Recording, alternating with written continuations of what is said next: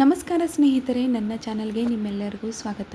ಇವತ್ತಿನ ವಿಡಿಯೋದಲ್ಲಿ ತುಂಬ ಯೂಸ್ಫುಲ್ ಆಗುವಂತಹ ಮನೆಗಳಲ್ಲಿ ನಾವು ಯೂಸ್ ಮಾಡುವಂಥ ದಿನನಿತ್ಯದಲ್ಲಿರುವಂಥ ಟಿಪ್ಸ್ಗಳನ್ನು ಇವತ್ತು ತೋರಿಸ್ಕೊಡ್ತಾ ಇದ್ದೀನಿ. ಹೆಚ್ಚು ಸಮಯ ತಗೊಳ್ಳಲಾರದೆ ಕಡಿಮೆ ಖರ್ಚಿನಲ್ಲಿ ಮಾಡುವಂಥ ಈ ಟಿಪ್ಸ್ಗಳನ್ನು ನೋಡ್ಕೊಳ್ಳಿ. ಫಸ್ಟ್ ನೋಡಿ, ಒಂದು ಸಾಕ್ಸ್ನ ತೊಗೊಳ್ಳಿ. ಹಳೆ ಸಾಕ್ಸ್ಗಳೇನಾದರೂ ಇದ್ದರೆ ಈ ರೀತಿ ಸೋಪನ್ನು ಹಾಕಿಬಿಟ್ಟು ಅದರಲ್ಲಿ ಇಡೋದ್ರಿಂದ ನಮಗೆ ಸೋಪನ್ನು ಉಳಿತಾಯ ಮಾಡೋದಕ್ಕೆ ಹೆಲ್ಪ್ ಆಗುತ್ತೆ. ಹಾಗೆ ಈ ತುಂಬ ಜನಕ್ಕೆ ಕೈಗಳಿಗೆ ಸೋಪನ್ನು ಯೂಸ್ ಮಾಡಿದರೆ ಸಣ್ಣ ಸಣ್ಣ ಗುಳ್ಳೆಗಳ ಥರ ಆಗೋದು ಆ ರೀತಿ ಆಗ್ತಾ ಇರುತ್ತೆ. ಸೊ ಅಂಥವ್ರಿಗೂ ಕೂಡ ಇದು ತುಂಬ ಅಂದರೆ ತುಂಬ ಯೂಸ್ಫುಲ್ಲು. ಯಾಕಂತಂದರೆ ತುಂಬ ಜನಕ್ಕೆ ಏನಾಗುತ್ತೆ ಅಂತಂದರೆ ಕೈಯಿಂದ ವಾಶ್ ಮಾಡಿದರೆ ಗುಳ್ಳೆಗಳಾಗ್ತಾ ಇರುತ್ತೆ, ಕೈಗಳಿಗೆಲ್ಲ ಒಡೆದೋಗೋ ಚಾನ್ಸಸ್ ಭಾಳ ಇರುತ್ತೆ. ಸೊ ಹಾಗಾಗಿ ಈ ರೀತಿ ನೀವು ಸಾಕ್ಸಿಗೆ ಈ ರೀತಿ ಸೋಪನ್ನು ಒಳಗಡೆ ಹಾಕಿಬಿಟ್ಟು ಮಾಡ್ಕೊಳೋದ್ರಿಂದ ತುಂಬ ಅಂದರೆ ತುಂಬ ಬೆನಿಫಿಟ್ ಇದೆ. ನಿಮ್ಮ ಕೈಗೆ ಏನಾಗೋದಿಲ್ಲ, ಹಾಗೆ ಸೋಪ್ ಕೂಡ ತುಂಬ ಉಳಿತಾಯ ಆಗುತ್ತೆ, ಚೆನ್ನಾಗಿ ಬುರು ಕೂಡ ಬರುತ್ತೆ. ಈಗಂತೂ ಮಳೆ ಸೀಸನು, ಮಳೆಗಾಲದಲ್ಲಂತೂ ನೀವು ಹೊರಗಡೆ ಸೋಪ್ ಇಡ್ತಾ ಇದ್ದೀರಾ ಅಂತಂದರೆ ತುಂಬ ಅಂದರೆ ತುಂಬ ಮೆತ್ತಗಾಗ್ಬಿಡುತ್ತೆ. ಸೊ ಹಾಗಾಗಿ ಈ ಟಿಪ್ನ ಮಾತ್ರ ಕಂಪಲ್ಸರಿ ಯೂಸ್ ಮಾಡ್ಕೊಳ್ಳಿ.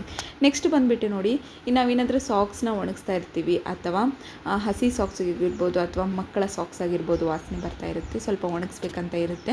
ಅಂಥ ಸಮಯದಲ್ಲಿ ಏನಾಗುತ್ತೆ, ಈ ಮಳೆ ಟೈಮ್ನಲ್ಲಿ ಸಾಕ್ಸನ್ನ ಎಷ್ಟು ಹಾಕಿದರೂ ಹಸಿ ಹಸಿ ಹಾಗೆ ಉಳ್ಕೊಂಡು ಬಿಡುತ್ತೆ, ಒಣಗೋದಿಲ್ಲ. ಈ ರೀತಿ ಟ್ರೈ ಮಾಡಿ ನೋಡಿ. ಒಂದು ಕ್ಲಿಪ್ನ ತೊಗೊಳ್ಳಿ. ಒಂದು ಕ್ಲಿಪ್ನ ತೊಗೊಂಡ್ಬಿಟ್ಟು ಹಗ್ಗದ ಮೇಲೆ ಈ ರೀತಿ ಹಾಕೋದ್ರಿಂದ ಎರಡೂ ಕಡೆ ನೀಟಾಗಿ ಒಣಗುತ್ತೆ. ಕೆಳಗಡೆ ಪಾದದ ತನಕ ಅಂದರೆ ತುಂಬ ಹೆಬ್ಬೆರಳೇನಿರುತ್ತಲ್ವ ಅಲ್ಲಿವರೆಗೂ ನೀಟಾಗಿ ಒಣಗುತ್ತೆ. ಎಲ್ಲೂ ಕೂಡ ಹಸಿ ವಾಸನೆ ಬರೋದಿಲ್ಲ, ಮೊಗ್ಗಾಗಿ ವಾಸನೆ ಬರೋದಿಲ್ಲ.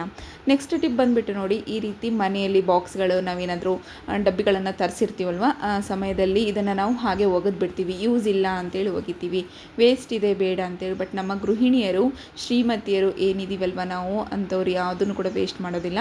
ಇದರಲ್ಲಿ ನಾವೊಂದು ಸಣ್ಣ ಸಿಂಪಲ್ ಆಗಿರುವಂಥ ಟಿಪ್ನ ಏನಪ್ಪ ಅಂತಂದರೆ, ಮಕ್ಕಳಿಗೆ ತುಂಬ ಯೂಸ್ ಆಗುತ್ತೆ. ಅಷ್ಟೇ ಅಲ್ಲ, ಮಕ್ಕಳಿಗಂತಲ್ಲ ಯಾರೇ ಆಗಿರ್ಬೋದು, ಕಡಿಮೆ ಖರ್ಚಿನಲ್ಲಿ ಒಂದು ಒಳ್ಳೆಯ ಹುಂಡಿ ಅಂತ ಹೇಳಿದರೆ ಸುಳ್ಳಾಗೋದಿಲ್ಲ ನೋಡಿ ಸ್ನೇಹಿತರೆ.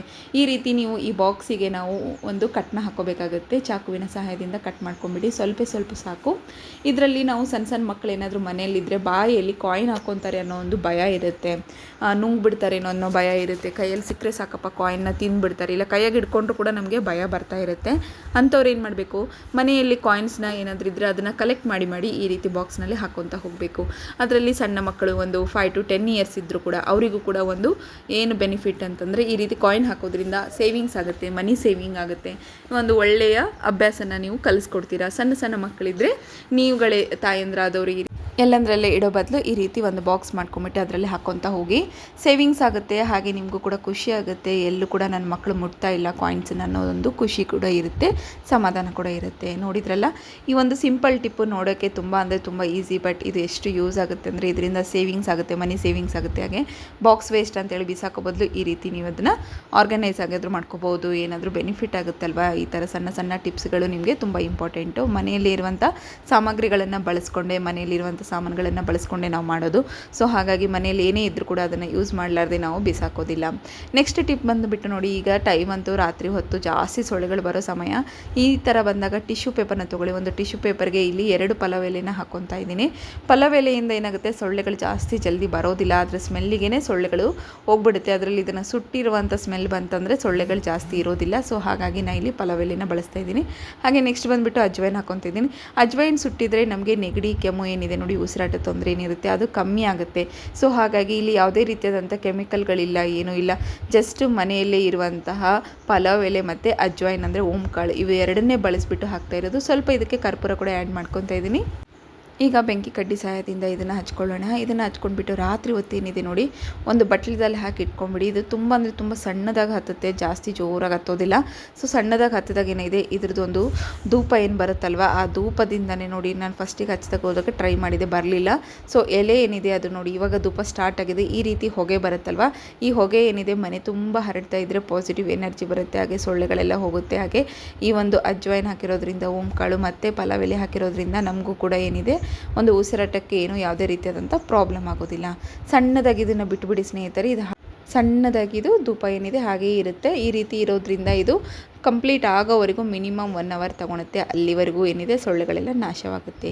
ಈ ಟಿಪ್ ನಿಮಗೆ ಇಷ್ಟ ಆಗಿದೆ ಅಂತ ಅಂದ್ಕೊಂಡಿದ್ದೀನಿ. ಈ ಟಿಪ್ಸ್ ನಿಮಗೆ ಇಷ್ಟ ಆದರೆ ನನ್ನ ಚಾನಲ್ನ ಸಬ್ಸ್ಕ್ರೈಬ್ ಆಗೋದನ್ನು ಮಾತ್ರ ಮರಿಬೇಡಿ. ಹಾಗೆ ಈ ಒಂದಿಷ್ಟು ಟಿಪ್ಗಳಲ್ಲಿ ನಿಮಗೆ ಯಾವ ಟಿಪ್ ಇಷ್ಟ ಆಗಿದೆ ಅನ್ನೋದನ್ನು ಕೂಡ ನನಗೆ ಕಮೆಂಟ್ ಮೂಲಕ ತಿಳಿಸೋದನ್ನು ಕೂಡ ಮರಿಬೇಡಿ. ನೋಡಿದ್ರಲ್ಲ ಎಷ್ಟು ಸುಲಭವಾಗಿ ಈಸಿಯಾಗಿ ಮಾಡ್ಕೋಬೋದು ಅಂತೇಳಿ. ನೆಕ್ಸ್ಟ್ ಬಂದುಬಿಟ್ಟು ನೋಡಿ, ವಾರಗಟ್ಟಲೆ ನಾವು ವಾಶ್ರೂಮ್ಗಳು ತುಂಬ ಅಂದರೆ ತುಂಬ ಬ್ಯಾಡ್ ಸ್ಮೆಲ್ ಬರ್ತಾ ಇರುತ್ತೆ. ಸಣ್ಣ ಮಕ್ಕಳೆಲ್ಲ ಹೋಗೋರು ಇರ್ತಾರೆ. ಅಂಥ ಟೈಮ್ನಲ್ಲಿ ವಾಶ್ರೂಮ್ ಎಲ್ಲ ತುಂಬ ವಾಸನೆ ಬರುತ್ತೆ. ಏನಪ್ಪ ಎಷ್ಟಂತ ವಾಸನೆನ ನಾವು ತಡೆದಿಡೋಕ್ಕಾಗೋದಿಲ್ಲ. ಇಲ್ಲಿ ತುಂಬ ದುಬಾರಿ ಸಾಮಾನುಗಳನ್ನು ತರೋದಾಗಿರ್ಬೋದು, ತುಂಬ ದುಬಾರಿ ಖರ್ಚು ಮಾಡೋವಂಥದ್ದು ಏನೂ ಬೇಕಾಗೋದಿಲ್ಲ. ಕೇವಲ ಒಂದು ಸೋಪ್ ಇದ್ದರೆ ಸಾಕು. ಸೋಪಿನ ಪುಡಿಯಿಂದ ನಾನಿಲ್ಲಿ ಮಾಡ್ತಾ ಇರೋದು. Complete soap ಬೇಕಾಗೋದಿಲ್ಲ. 10 ರೂಪಾಯಿ ಸೋಪು, ಅದರಲ್ಲಿ 2 ರೂಪಾಯಿ ಕೂಡ ನಾವು ಇಲ್ಲಿ ಹಾಕ್ತಾಯಿಲ್ಲ. ನೋಡಿದ್ರಲ್ಲ, ಈ ರೀತಿ ತುರಿದಿಟ್ಕೋಬೇಕಾಗುತ್ತೆ. ಫಸ್ಟು ನಾನಿಲ್ಲಿ ಒಂದು ವೀಲ್ ಸೋಪ್ನ ತೊಗೊಂಡಿದ್ದೀನಿ. ವೀಲ್ ಸೋಪ್ನ ತುರಿದ್ಬಿಟ್ಟು ತೊಗೊತಾ ಇದ್ದೀನಿ. ಇದನ್ನು ಸ್ವಲ್ಪ ಸಣ್ಣದಾಗಿ ತುರಿಬೇಕು. ನಿಮ್ಗೆ ಈ ರೀತಿ ಬರೋದಿಲ್ಲ ಅನ್ನೋ ಹಾಗಿದ್ರೆ ನೀವು ಜಜ್ಕೋಬೋದು. ಇಲ್ಲಾಂದರೆ ಚಾಕು ಇದ್ದರೆ ಚಾಕುವಿನ ಸಹಾಯದಿಂದ ಆದರೂ ಮಾಡ್ಕೋಬೋದು. ಇಲ್ಲಿ ತುರಿಯುವಂಥದ್ದಿದೆ, ಹಾಗಾಗಿ ನಾನಿಲ್ಲಿ ಇದನ್ನು ಸಣ್ಣದಾಗಿ ತುರಿದ್ಬಿಟ್ಟು ತೊಗೊತಾ ಇದ್ದೀನಿ. ಈ ರೀತಿ ನೋಡಿ ಸೋಪಿನ ಪುಡಿನ ಮಾಡ್ಕೋಬೇಕಾಗುತ್ತೆ. ಸೋಪ್ ಏನಿದೆ ಅದನ್ನು ಪುಡಿಯಾಗಿ ಮಾಡ್ಕೋಬೇಕಾಗುತ್ತೆ. ನೆಕ್ಸ್ಟ್ ಬಂದುಬಿಟ್ಟು ಇದಕ್ಕೆ ಸ್ವಲ್ಪ ನಾನಿಲ್ಲಿ ಡಿಟರ್ಜೆಂಟ್ ಪೌಡರ್ನ ಆ್ಯಡ್ ಮಾಡ್ಕೊತಾ ಇದ್ದೀನಿ. ಮನೆಯಲ್ಲಿ ಯಾವುದು ಅವೈಲೇಬಲ್ ಇದೆಯೋ ಅದನ್ನೇ ಆ್ಯಡ್ ಮಾಡ್ಕೊಳ್ಳಿ. ಒಂದು ಸ್ವಲ್ಪ ಹಾಕ್ಕೊಂಡ್ರೆ ಸಾಕಾಗುತ್ತೆ. ನೆಕ್ಸ್ಟ್ ಬಂದುಬಿಟ್ಟು ಇಲ್ಲಿ ಕಂಫರ್ಟ್ನ ಹಾಕ್ಕೊತಾ ಇದ್ದೀನಿ. ಈ ಒಂದು ದಿನನಿತ್ಯದಲ್ಲಿ ನಮಗೆ ವಾಶ್ ಮಾಡೋಕ್ಕೆ ಆಗೋದಿಲ್ಲ. ಒಂದು ವಾರ ಆದರೂ ನಮಗೆ ಒಂದು ಒಳ್ಳೆಯ ಸ್ಮೆಲ್ ಇರಬೇಕು. ವಾಶ್ರೂಮು ಬಾತ್ರೂಮ್ಸ್ಗಳೇನಿದ್ದಾವೆ ಚೆನ್ನಾಗಿ ಸ್ಮೆಲ್ ಇರಬೇಕು ಅನ್ನೋದಕ್ಕೋಸ್ಕರ ನಾನು ಇಲ್ಲಿ ಕಂಫರ್ಟ್ನ ಆ್ಯಡ್ ಮಾಡ್ಕೊತಾ ಇದ್ದೀನಿ. ಈಗ ಇದನ್ನು ನೋಡಿ ಒಂದು ಉಂಡೆ ಆಕಾರದಲ್ಲಿ ಮಾಡ್ಕೋಬೇಕು. ಇದನ್ನೆಲ್ಲವನ್ನು ಕೂಡ ಚೆನ್ನಾಗಿ ಕಲಿಸ್ಕೋಬೇಕು. ಇದ್ರ ಸ್ಮೆಲ್ಲೇ ಸಖತ್ತಾಗಿರುತ್ತೆ ಸ್ನೇಹಿತರೆ.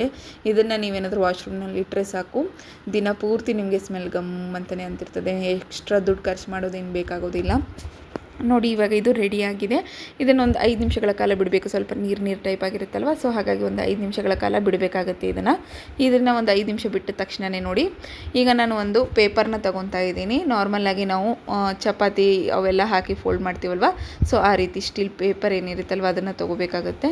ಇದನ್ನು ತೊಗೊಂಡ್ಬಿಟ್ಟು ಇದನ್ನು ಕಲಿಸ್ಕೋಬೇಕು. ಇದನ್ನು ನಾವೇನು ಆಲ್ರೆಡಿ ಕಲಿಸಿಟ್ಕೊಂಡಿರುವಂತಹ ಸೋಪಿನ ಪುಡಿ, ಅಂದರೆ ಸೋಪಿನ ಪುಡಿ ಮಾಡ್ಕೊಂಡಿರೋ ಸೋಪನ್ನು ತುರಿದಿಟ್ಕೊಂಡಿರುವಂಥ ಪುಡಿ ಮತ್ತು ಡಿಟರ್ಜೆಂಟ್ ಪೌಡರು, ಹಾಗೆ ಇಲ್ಲಿ ಒಂದು ಕಂಫರ್ಟು ಎಲ್ಲವನ್ನು ಕೂಡ ಹಾಕಿಬಿಟ್ಟು ಕಲಿಸ್ಕೋಬೇಕು. ಕಲಿಸ್ಕೊಂಡ್ಮೇಲೆ ಇದನ್ನು ಒಂದು ಪೇಪರ್ನಲ್ಲಿ ಹಾಕಿ ಕಲಿಸ್ತಾ ಇದ್ದೀನಿ. ಈ ರೀತಿ ಕಲಿಸ್ಕೊಂಡ್ಬಿಟ್ಟು ಇಟ್ಕೊಂಡ್ಬಿಟ್ರೆ ಸಾಕಾಗುತ್ತೆ. ಇದಕ್ಕೊಂದು ಪಿನ್ನಿನ ಸಹಾಯದಿಂದ ಸಣ್ಣ ತುತ್ತುಗಳನ್ನು ಮಾಡ್ಕೋಬೋದು. ಇದರಿಂದ ನಿಮಗೆ ಫ್ರೆಶ್ನೆಸ್ ಇರುತ್ತೆ. ಹಾಗೆ ಇದನ್ನು ಯಾರಾದರೂ ಮುಟ್ಟುತ್ತಾರೆ ಅನ್ನೋ ಭಯ ಕೂಡ ಇರೋದಿಲ್ಲ ನಿಮಗೆ. ಇದನ್ನು ಸ್ವಲ್ಪ ಮೇಲ್ಗಡೆ ಹಾಕಿ ಇಟ್ಕೊಂಡ್ಬಿಡ್ಬೋದು. ಇದಕ್ಕೆ ಒಂದು ಹಗ್ಗ ಕಟ್ಬಿಟ್ಟು ನಿಮ್ಮ ಬಾತ್ರೂಮ್ನಲ್ಲಾದರೂ ಇಟ್ಕೋಬೋದು, ಮೇಲ್ಗಡೆ ಆದರೂ ಇಟ್ಕೋಬೋದು, ಇಲ್ಲ ಹಗ್ಗ ಕಟ್ಟಾದರೂ ಇಟ್ಕೋಬೋದು. ದಾರದ ಸಹಾಯದಿಂದ ನಿಮಗೆ ಯಾವುದು ಕಂಫರ್ಟ್ ಅನಿಸುತ್ತೋ ಆ ರೀತಿ ಮಾಡ್ಕೋಬೋದು. ಇದನ್ನು ಸೈಡಿಗೆ ಇಟ್ಕೊಂಡು ಬಿಡೋಣ. ನೆಕ್ಸ್ಟ್ ನೋಡಿ, ವಾಶ್ರೂಮ್ನ ತೊಳೆಯೋದಕ್ಕೆ ಟಾಯ್ಲೆಟ್ಗಳು ತುಂಬ ಅಂದರೆ ತುಂಬ ಹೊಲ್ಸಾಗ್ತಾ ಇದ್ದಾವೆ. ಎಷ್ಟೇ ಕ್ಲೀನ್ ಮಾಡಿದರೂ ಆಗ್ತಾ ಇಲ್ಲ. ತುಂಬ ದುಬಾರಿ ಖರ್ಚು ಬೇಡ ಅನ್ನೋ ಹಾಗಿದ್ರೆ ಈ ರೀತಿ ಮಾಡಿಕೊಳ್ಳಿ. ಅದೇ ಪ್ಲೇಟ್ನಲ್ಲೇ ನಾನು ತುರಿದಿಟ್ಕೊಂಡಿರುವಂತಹ ಸಾಬೂನ ಹಾಕೋತಾ ಇದ್ದೀನಿ. ಈಗ ಒಂದು ಸೋಪ್ ಆದರೆ ಸಾಕಾಗುತ್ತೆ. ವೀಲ್ ಪೌಡರ್ ಏನಿದೆಯಲ್ಲ ಅದಕ್ಕೆ, ಮತ್ತು ಸ್ವಲ್ಪ ನಾನಿಲ್ಲಿ ಡಿಟರ್ಜೆಂಟ್ ಪೌಡರ್ನ ಆ್ಯಡ್ ಮಾಡ್ಕೊತಾ ಇದ್ದೀನಿ. ಈಗ ಅದಿಷ್ಟು ಪುಡಿನ ಇದರಲ್ಲಿ ಆ್ಯಡ್ ಮಾಡ್ಕೊಂಡು ಬಿಡೋಣ. ಟಾಯ್ಲೆಟ್ ತುಂಬ ಅಂದರೆ ತುಂಬ ಹೊಲಸಾಗ್ತಾ ಇದೆ, ತುಂಬ ಕರೆ ಕಟ್ತಾ ಇದೆ ಅನ್ನೋ ಹಾಗಿದ್ರೆ ಈ ರೀತಿ ಮಾಡ್ಕೊಳ್ಳಿ.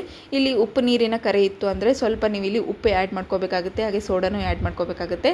ಇಲ್ಲಿ ಉಪ್ಪು ಇಲ್ಲ ಅನ್ನೋ ಹಾಗಿದ್ರೆ ನೀರು ಒಂದೊಂದು ಕಡೆ ಉಪ್ಪು ನೀರಿರುತ್ತೆ, ಸೊ ಹಾಗಾಗಿ ತುಂಬ ಕರೆ ಕಟ್ಕೊಳುತ್ತೆ. ಆ ರೀತಿ ಇಲ್ಲ ಅನ್ನೋರು ಈ ರೀತಿ ನೀವು ಪ್ರೆಸ್ ಮಾಡ್ಕೊಂಡ್ಬಿಟ್ರೆ ಸಾಕು. ಜಸ್ಟ್ ಒಂದೇ ಒಂದು ಸತಿ ನೋಡಿ, ನಾವು ಫೋರ್ಸಾಗಿ ಬಕೆಟ್ನಲ್ಲಿ, ಒಂದು ದೊಡ್ಡ ಬಕೆಟ್ನಲ್ಲಿ ನೀರು ಹಾಕ್ಕೊಂಡ್ಬಿಟ್ಟು ತೊಳ್ಕೊತಾ ಇದ್ದೀನಿ. ಇಷ್ಟು ಮಾಡ್ಕೊಂಡ್ರೆ ಸಾಕು, ಎಲ್ಲ ಕಡೆ ಸ್ವಚ್ಛವಾಗೋಗ್ಬಿಡುತ್ತೆ. ಈ ರೀತಿ ಒಂದು ಸತಿ ನೀವು ಟಾಯ್ಲೆಟ್ನ ಕ್ಲೀನ್ ಮಾಡಿದ ಮೇಲೆ ನಾನು ನಿಮಗೆ ಏನು ಆಲ್ರೆಡಿ ತೋರಿಸಿದ್ನಲ್ವ ಕಂಫರ್ಟು ಮತ್ತು ಹಾಕಿಟ್ಟಿರೋದು, ಅದನ್ನು ಈ ಜಸ್ಟ್ ಹಿಂದೆ ಕಮೋಡ್ ಏನಿರುತ್ತಲ್ವ ಆ ಫ್ಲೆಶ್ ಮಾಡ್ತೀವಲ್ವ ಆ ಜಾಗದಲ್ಲಿ ಇದನ್ನು ಹಾಕಿಬಿಡಿ, ಸಾಕಾಗುತ್ತೆ. ಹಾಕಿಬಿಟ್ಟು ಇದನ್ನು ನೀವು ಕಂಪಲ್ಸರಿ ಯಾವಾಗೆಲ್ಲ ಫ್ಲೆಶ್ ಮಾಡ್ತಿರಲ್ವ ಆವಾಗೆ ಒಂದು ಒಳ್ಳೆಯ ಸುವಾಸನೆ ಇರುತ್ತೆ ಸ್ನೇಹಿತರೆ.